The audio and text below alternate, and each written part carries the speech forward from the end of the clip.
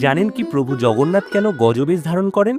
একবার কর্ণার দেশের কানিয়াড়ি গ্রামের গণপতি ভট্ট নামে একজন ব্রাহ্মণ নীলাচলে স্নান যাত্রায় উপস্থিত হয়েছিলেন। কিন্তু তিনি গণেশের উপাসক ছিলেন, তাই শ্রী জগন্নাথের মন্দির পরিদর্শনে আগ্রহী ছিলেন না। রাজা তাকে বোঝালেন শ্রী জগন্নাথ সকল দেবদেবীর স্বরূপে বিরাজিত, গণেশ তারই এক রূপভেদ মাত্র। রাজার নানা যুক্তিতে অবশেষে সেই ব্রাহ্মণ মন্দির পরিদর্শনে গেলেন। দিনটি ছিল স্নান যাত্রার দিন। ব্রাহ্মণ গণপতি ভট্ট বিগ্রহগণের সামনে দাঁড়িয়ে বললেন, হে দারু ব্রহ্ম, আপনি যদি সকল দেবদেবীর স্বরূপে বিরাজিত হন, তাহলে অনুগ্রহ করে আমাকে আমার আরাধ্য দেব শ্রী গণেশের রূপ প্রদর্শন করান।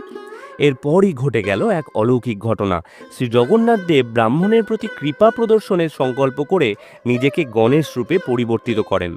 সুরযুক্ত সহাস্যবদন জগন্নাথকে দর্শন করে সেই ভক্ত মহা বিস্ময় আর মহা আনন্দে অভিভূত হয়ে গেলেন। সেই থেকে স্নানযাত্রার পর নিয়মিত রূপ